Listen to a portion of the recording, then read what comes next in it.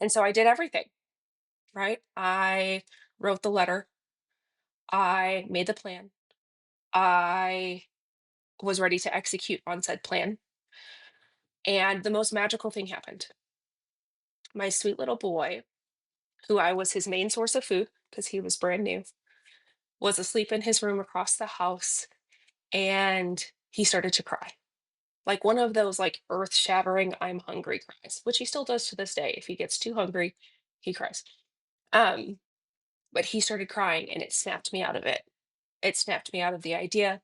It snapped me out of the plan because in that moment, the only thing I could think about was how I was the only one who could feed that baby. Hi, welcome to Say More Words, a podcast that was created to emphasize the human experience through stories. I hope that you come here to learn, to expand, and most importantly, learn how to say more words. Speak your story, speak your truth, boo boo. We're so happy you're here. Hi, how are you? Welcome back. It's been a couple weeks. I apologize. It has been crazy. I've done a lot of really cool things, a lot of different programs, but I'm back. The song of the day is Anxiety by Doechii. Great song. Um, and today's topic kind of goes a little bit with that. I will trigger warning the beginning of this podcast as it is going to include um, parts of my life that are very real and hard to talk about. Something I've never really talked about ever, but does include suicide. So, trigger warning on that for you. And part of the reason why I wanted to talk about this today is because it is World Mental Health Month, is what October is deemed, along with Breast Cancer Awareness Month and things like that. But it is World Mental Health Month. And there are just so many people who are going through it right now. And I wanted to have the opportunity to kind of explain parts of me in a very vulnerable way to bring to light that you never know who's struggling topic. Okay. You hear that all the time. Check on your happy friends. You never know who's struggling. And I want to start off by saying I started with a new therapist. She's amazing. She spoke at my conference that I did with my friend Chris called Don't Talk About It, which is a mental health conference specifically for first responders. We had our inaugural conference a couple of weeks ago. It went off better than we could have even imagined, way better. And we wanted it to be in World Mental Health Month. We wanted to, and Don't Talk About Its whole purpose is to remove the N and the T and do talk about it. And so Kim, who is my new therapist, spoke at that conference.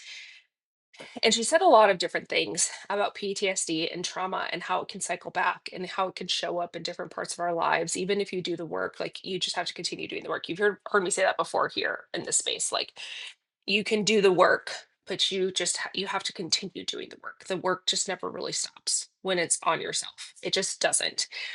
And we'll have different phases of life, different seasons of life, different things in which the work becomes relevant. And I want to pause here for a second too and mention like I'm not recording in my studio. I'm recording from my home.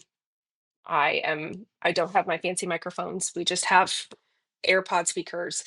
And I wanted to do it here because this is where I'm more comfortable. So, not the fanciest audio, not the fanciest video, still relevant and purposeful. So, um, but we don't talk about the cycles. We don't talk about how everything works. And one of the things that I say from the stage all the time is that being my happy and joyful self is a choice.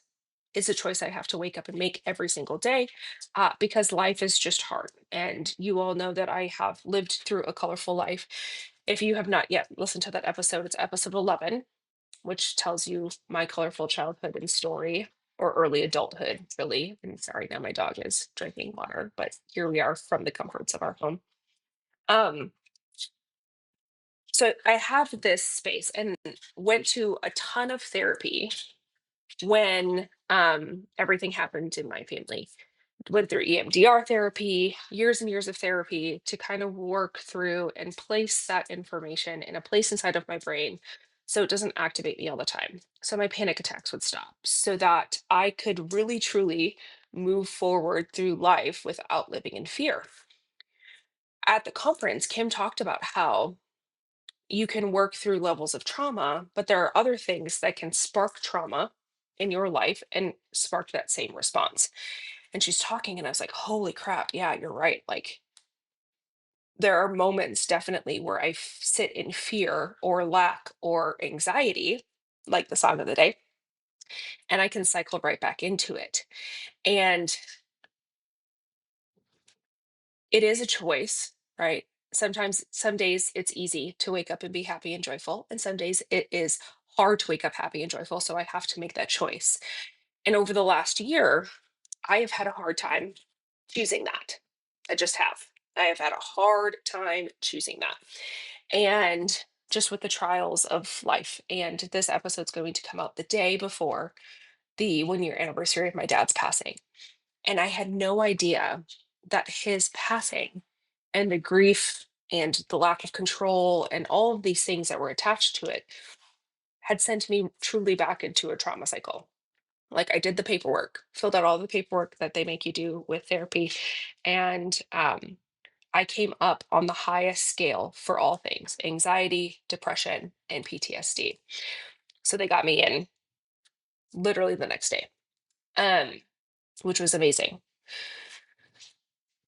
But I had no idea the connection of that and how there are different aspects of your life that can spark you into a trauma response. It can spark you into this space. And one of the things I wanted to talk about today is that there are things that can happen in your life that are monumental that can spark you into that. And you don't even think about it. You don't even put two and two together. You don't equate it. You don't realize what's actually happening internally when your brain senses fear and starts dumping cortisol, and then you go into fight or flight. And so, one of the things I've never confessed before is that shortly after my son was born, I experienced very, very heavy and very, very real suicidal ideations. And it wasn't postpartum. I will tell you that. I did experience very drastic postpartum with Frankie. Um, but post Calvin being born, a very big thing happened in my life. A very big um, level of what is the word I'm looking for?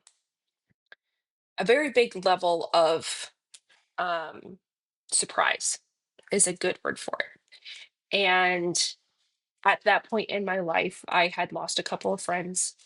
And I was experiencing um, a very traumatic thing in my life. And I won't go deep into what that traumatic thing was, but something very traumatic had happened. And information that I was not ready and also unwilling to accept. And I sat there with my tiny little baby, and I felt such a deep level of unworthiness, undeservedness. Um, I felt unlovable.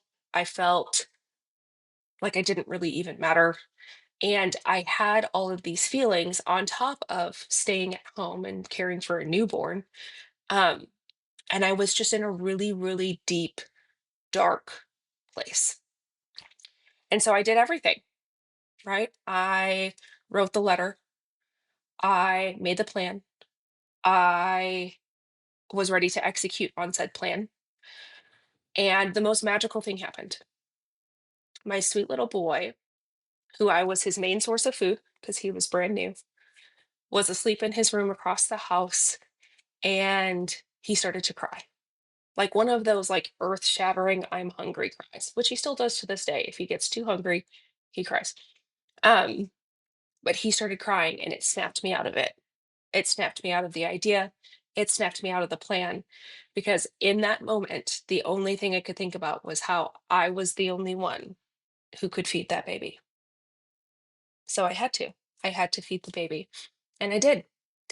And I called my therapist immediately and I got an appointment and had to come up with a plan on how I was going to work through this massive monumental thing that was happening in my life.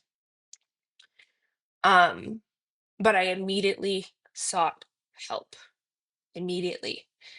And I don't talk about this because when people see you in the space that I am in, like I'm the helper, I help people work through massive monumental things. And in that moment, I was trying to process a massive monumental thing and thought that I was completely alone in it. And I wasn't. I truly wasn't. The support that I had post having Calvin was way more than the support that I had post having Frankie, partially because I had developed a community of people and friends who loved me and cared for me like family. But I just felt so alone. And that's the funny thing about trauma. That's the funny thing about staying inside of your head is you can convince yourself that you are unworthy, unlovable, on all of these things. And none of that is true. None of it is true. And it does take talking to an outside source to pull you out of it. What's interesting too about that is that our body's job and our brain's job is to keep us safe. And when you start pumping a ton of cortisol, you start pumping your fight or flight into your body, your emotions will, if you stay inside of your head, your emotions will stay and they will build. And you'll start telling yourself stories that are unreal. And then you will, and the worst part about it is if you stay in that space, you will start to believe them. And that's where I was. I believed that I was unworthy. I believed I was unlovable. I believed I was unsafe. I believed all of those things because I stayed so deep inside of myself. I will tell you that today I'm not at that level.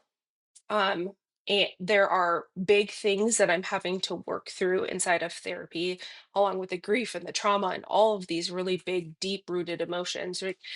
Kim did this great thing where she showed an iceberg, and the iceberg was the emotion of anger. And but underneath the iceberg is all of the different emotions that you're feeling. Anger hides so many different things. And if you can't name what you're feeling, it's impossible to work through it. And that's why I'm like, I am such a huge advocate for therapy. I am such a huge advocate for talking to people because when you stay stuck inside of your head, you stay stuck. Just plain and simple. You stay stuck.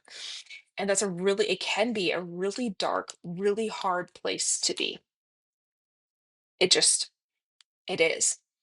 Um, I thankfully have people in my life who will pull me out of it and tell me where to go and tell me what to do.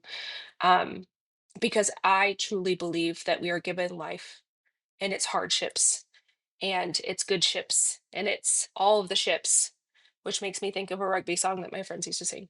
Um, but like all of the ships exist to push us and move us to a different level and to a different place. And it's up to us to choose whether all of those ships are going to break us or build us. But while we're in the thick of it can feel impossible. It can feel like you're all alone. It can feel like you're unworthy. It can feel like you're unloved or unsafe. It can feel like so many different things. And it can be a kind of scary place to go. Since I started seeing Kim, I've referred I don't know how many people to her, probably 10 people. I'm like, you need to go see her. You need to go see her. You need to go see her.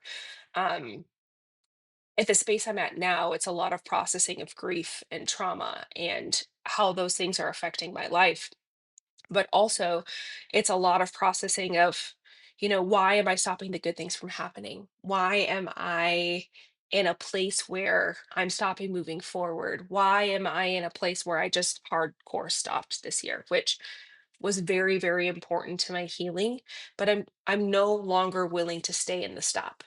I'm now building a new foundation to move me forward, to get to a place in which I feel more like myself again. I feel in a more authentic place because in this space of hard, I've allowed myself to tell myself a lot of stories that are untrue.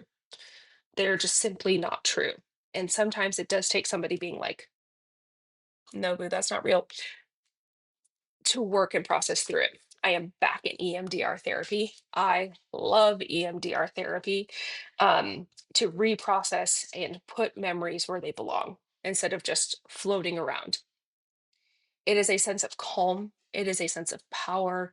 It is a sense of relief to be in a place where you're like, oh, there's nothing truly wrong with me outside of the fact of the way that I'm viewing myself, viewing the world, and viewing things. Um, and it's so powerful. It is it is powerful and such a relief to be like, okay, there is nothing wrong with me, just the way that I'm thinking or viewing myself. That's what's wrong. So I share this in World Mental Health Month because we now live in a society where you are not called crazy for going to a therapist. You are not called crazy for seeking help. You are the most powerful of people seek help when they're struggling. And so if you're in this space and it can be as deep as I was 7 years ago when I had my son, or shortly after I had my son and everything happened, or it could be as simple as like I'm not finding joy in life, or I believe that I'm unworthy. These are not feelings that you have to live in. They're not feelings that you have to camp in. And it is very truly powerful to find somebody and seek some help. So just know, um, that that help can be therapy. It can be medications that help with managing the thoughts. It can be those you get from a therapist. It can be, moving your body. It can be talking to somebody in the mindset space like me, where, and my clients know this. If you come to me and I am not the expert of experts that you need, I will tell you, you need to go to therapy or you need to seek out this help because I know that I am not the end all for everybody.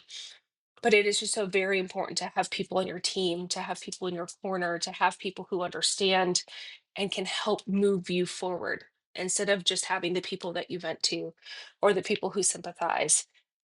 It is really, really powerful to have the people who move you forward. And so during World Mental Health Month and every month and day after this, I just hope that you understand and you know that you are worthy of being seen, you are worthy of being loved, you are so much more than what your deepest, darkest thoughts tell you you are. And sometimes you just need to hear that. Sometimes you just need to be in that space. And sometimes you do need to work through the big stuff. So, whether you're working through the small stuff or the big stuff, just know that I'm rooting for you. I'm on your side. I have a list of counselors that I recommend. I have a list of resources that I recommend. And if you're listening to this and you're like, hey, I think I maybe need some help, reach out. My email will be in the show notes. I am going to drop, if you are in Dallas, Fort Worth, I am going to drop Kim's information as well. She is my therapist and I love her. She is sassy and wonderful and a retired police officer and has a no bullshit qualms to her. She's also the first therapist out of three that I have interviewed who could handle the level of trauma I was bringing to the table.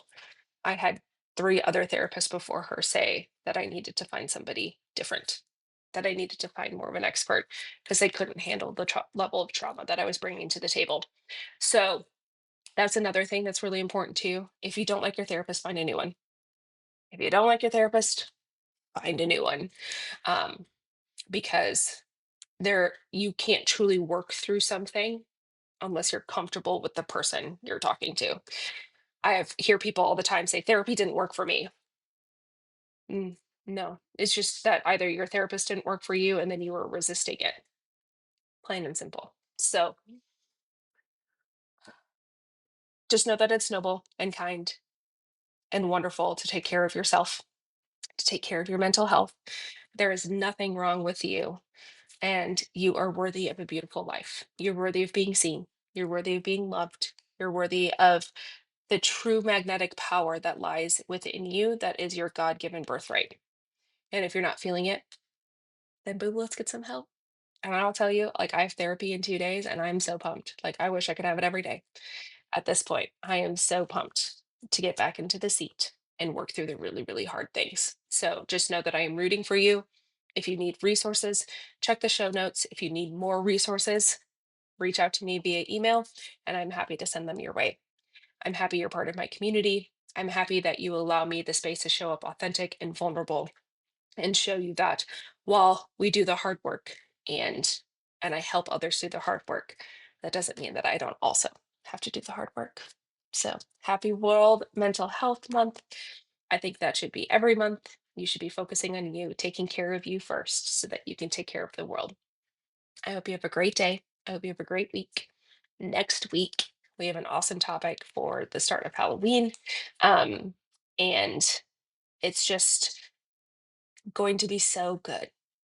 The power is returning. The bright days are ahead. And I just hope that you know that. Okay. I believe in you. I love you. I mean it. Enlightened power. I'll talk to you soon.